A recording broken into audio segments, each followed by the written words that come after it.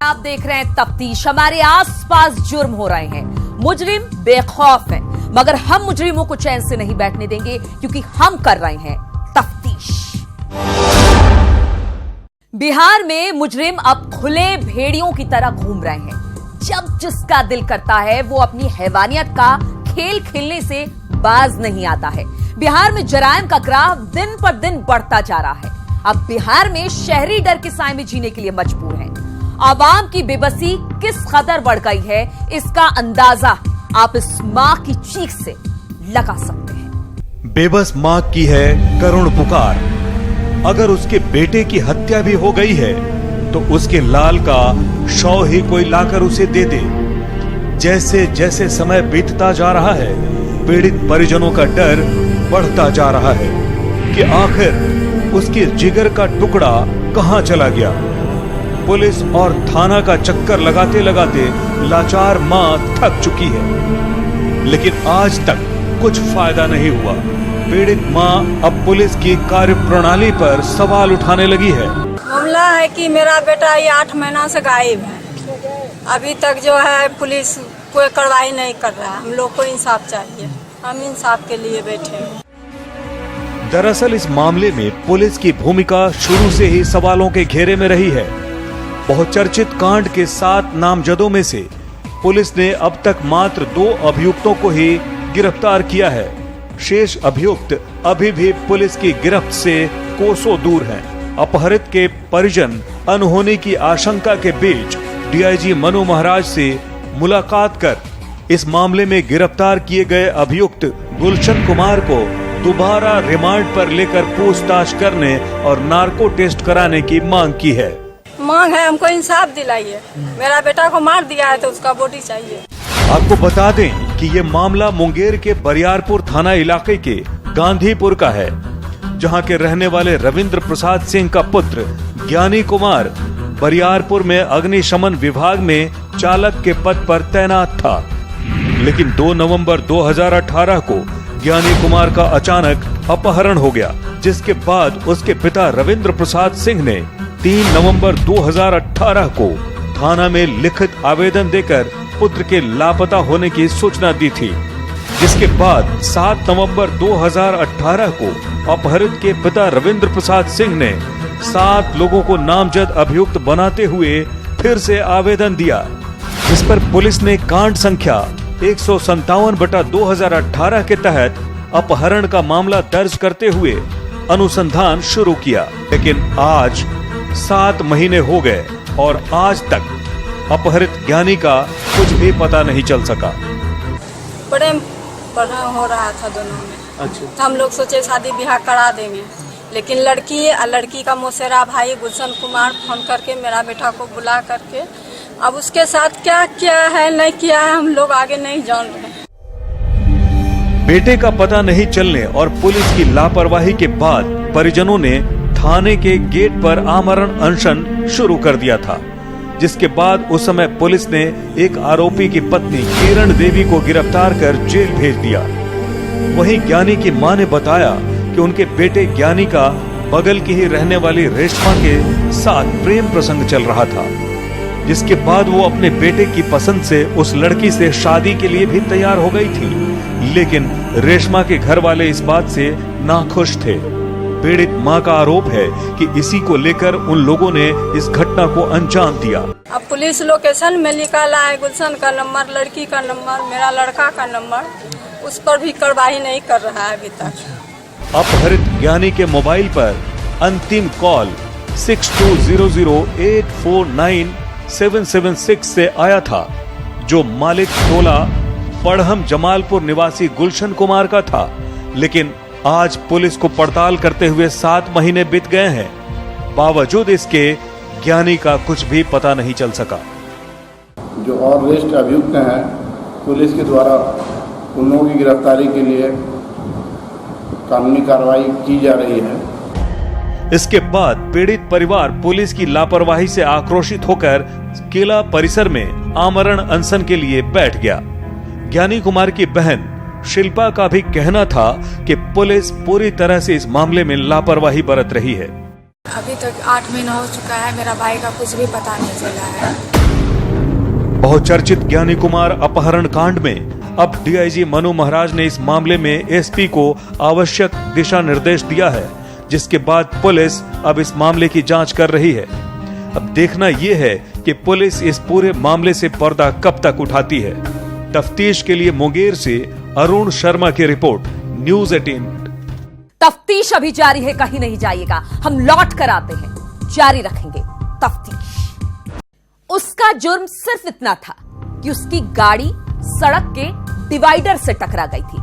उसका कसूर सिर्फ इतना था कि वो अपाहिज हो चुके सिस्टम के साथ चलने के लिए तैयार नहीं हुआ। वो अपने घर का चिराग था जिसे जुर्म की आंधियों ने बुझा दिया था। एक ऐसा मासूम चिराग जिसे देखकर मां बाप की आंखों में उम्मीद का नूर भर जाता हो।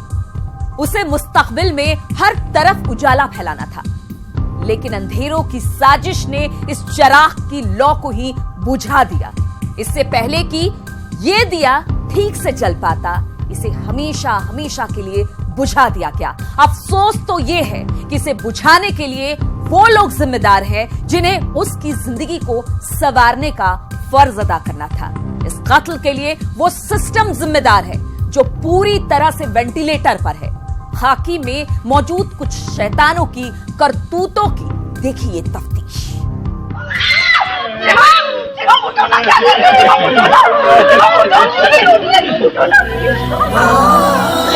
एक पिता का दर्द देखिए। हमारे मरे जवान बच्चे को हमारे डिपार्टमेंट वालों ने मारा। एक पिता की बदहवासी देखिए। पूरा नीला पीला पड़ा है, पूरे कान नीले, यहाँ नीला है। इन बहनों के आंसू देखिए। हमारा शिवम हमें लौटा दो। मारा है, हम उसको बुलाना चाहते हैं, हमारे बच्चे को वापस दिलाएं। मैं आ रहा हूँ। फिर वो खामोश हो गया।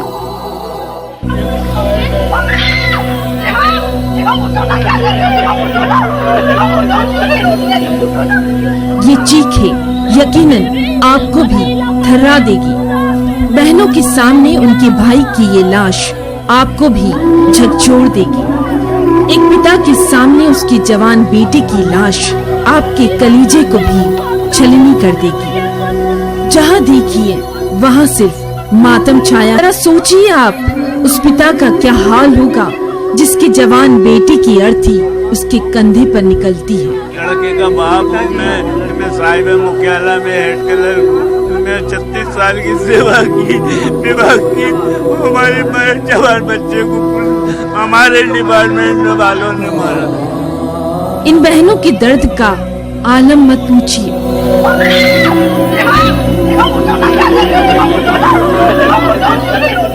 चीख रही है, चिल्ला रही है, क्योंकि उनकी आंखों के सामने उनके भाई की लाश पड़ी है, जिसकी मौत आज सवाल बन गई है। सवाल क्या ऐसी ही है एमपी पुलिस? सवाल क्या ऐसे ही इंसाफ करती है एमपी पुलिस? हम आपको कुछ बताएं उससे पहले ये जान लीजिए आखिर ये लाश किसकी है, और उससे भी ज्यादा जरूरी है ये जानना ये लाश आखिर लाश क्यों बनी। क्यों खाकी पर संगीन इल्जाम लग रहे हैं कि उस लाश ने खाकी को दागदार कर दिया है। मारा है, हम उसको बुलाना चाहते हैं, हमारे बच्चे को वापस दिलाएं। जो बहुरण है, जो जितेंद्र है, जो अजय मिश्रा एस थाने का टीआई है और जो सिविल में कपड़ों में था वो बंदा, हम उसको 302 का केस चलाना चाहते हैं। ये लाश है शिवम मिश्रा की, भोपाल के रहने वाले शिवम की, जिसका जिस्म खुद गवाही दे रहा है पुलिस की 3rd डिग्री का। शिवम का जिस्म पूरा नीला पड़ चुका है। ये नीले निशान खाकी पर संगीन इल्जाम लगा रहे हैं। ये नीले निशान खाकी की टॉर्चर की क्रूर कहानी बता रहे हैं, उसके जुल्म सितम को बता रहे हैं। जहां शिवम की लाश पर, उसके जिस्म पर ये खाकी की नाइंसाफी और उसका क्रूर चेहरा देखकर खुद शिवम के घरवाले हैरान हैं। वो कुछ समझ नहीं पा रहे हैं। ना तो इनका बेटा कोई क्रिमिनल था, ना ही उसने कोई ऐसा गुनाह किया था जिसकी सजा ऐसी दी गई कि शिवम इस दुनिया में नहीं रहा। अब सवाल है कि शिवम की मौत का गुनहगार कौन है। सवाल है कि आखिर शिवम को बेमौत मौत किसने दी। तो इस पूरे माजरे को समझने के लिए हमें बेरागढ़ थाने इलाके में चलना पड़ेगा, जहां मंगलवार बुधवार की दरमियानी रात BRTS के कॉरिडोर में शिवम की XUV कार टकरा जाती है।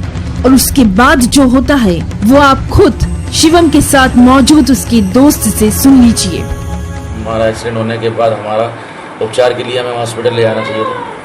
वो उपचार के लिए हॉस्पिटल न लेकर हमें थाने ले गए। थाने में जाके उन्होंने हमसे मारपीट करी। मारपीट करने का ये नतीजा है कि आज मेरा भाई, मेरा दोस्त आज हमारे साथ नहीं। तो सुना ना आपने, दरअसल भोपाल का रहने वाला शिवम मिश्रा अपने दोस्त के साथ खाना खाने जा रहा था। रात के तकरीबन 2:30 बजे थे। तभी BRTS कॉरिडोर से कार निकालते वक्त शिवम की कार टकरा गई। बस यही उसका गुनाह था। आप भी सोच रहे होंगे एक्सीडेंट कहां से गुनाह हो गया। इस एक्सीडेंट में कोई घायल नहीं हुआ था। हाँ, शिवम की कार डैमेज हुई थी, लेकिन इस केस में बेरागढ़ थाना पुलिस को ये एक्सीडेंट ही गुनाह लग रहा है, क्योंकि एक्सीडेंट के बाद शिवम के दोस्त और परिवार वालों के मुताबिक उसके साथ जो पुलिस ने बर्ताव किया वो संवेदनहीन था। उसे अस्पताल ले जाने की बजाय पुलिस वाले थाने ले आए, जहां इल्जाम है कि पुलिस वालों ने शिवम की जमकर पिटाई की। इस बीच शिवम को अस्पताल ले जाया गया और उसके बाद फिर थाने लाया गया और उसके बाद शिवम हमेशा के लिए खामोश हो गया।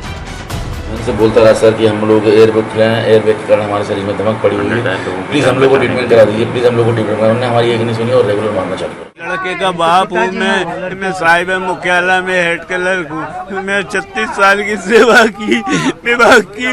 हमारे जवान बच्चे को हमारे डिपार्टमेंट वालों ने मारा। गाड़ी अगर डैमेज है, पूरी डैमेज हो गई जैसा मुझे मालूम पड़ा, तो पे उसको खरोच भी नहीं है, पूरा नीला पीला पड़ा है, पूरे कान नीले, यहाँ नीला है, तो खरोच भी नहीं आई और गाड़ी डैमेज हो गई। ऐसा पॉसिबल है क्या? पुलिस हिरासत में हुई शिवम की मौत ने कई सवाल खड़े किए हैं। पुलिस इलाज कराने की बजाय खुद ही थाने में शिवम को टॉर्चर करती रही और शिवम की मौत हो गई।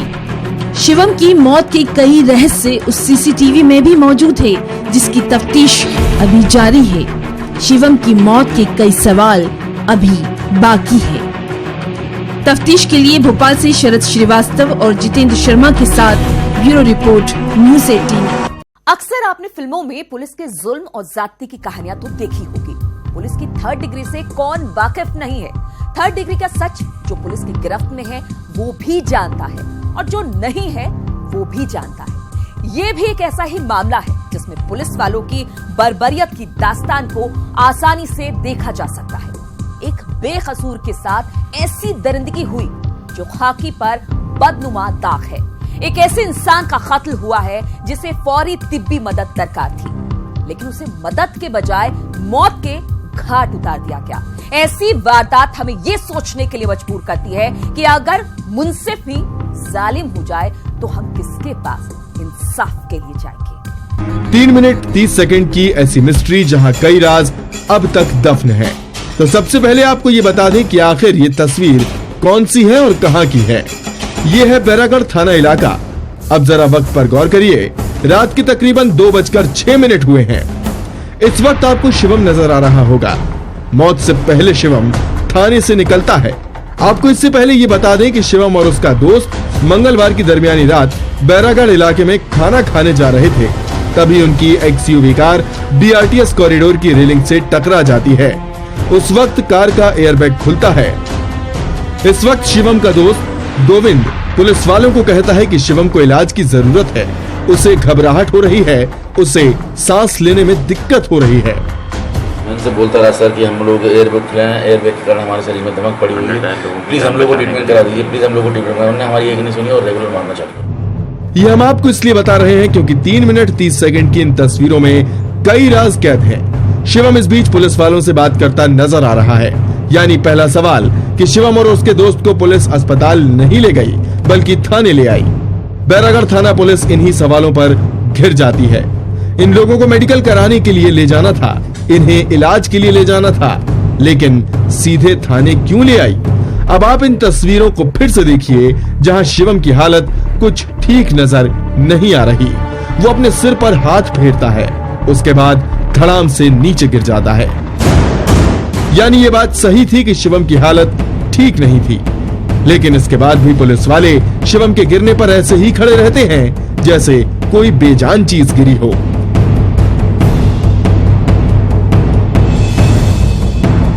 थोड़ी देर बाद पुलिस को होश आता है कि शिवम तो बेहोश हो गया। फिर आनन फानन में पुलिस वाले उसे अस्पताल ले जाते हैं और उसके बाद उसकी मौत हो जाती है। अब सवाल है कि सीसीटीवी फुटेज तो सामने आ गए, लेकिन अभी भी वो सीसीटीवी फुटेज सामने नहीं आया जहां इल्जाम है कि पुलिस वालों ने शिवम के साथ मारपीट की थी। दूसरी बात ये भी है कि शिवम को अस्पताल क्यों नहीं ले जाया गया? काश उसे अस्पताल ले जाते तो आज शिवम इस दुनिया में जिंदा होता।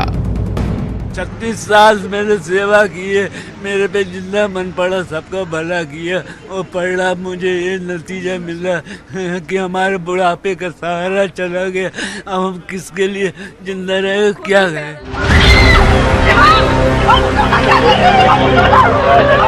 शिवम की मौत के बाद उसके घर वालों पर पहाड़ सा टूट गया। शिवम सुरेश मिश्रा का इकलौता लड़का था।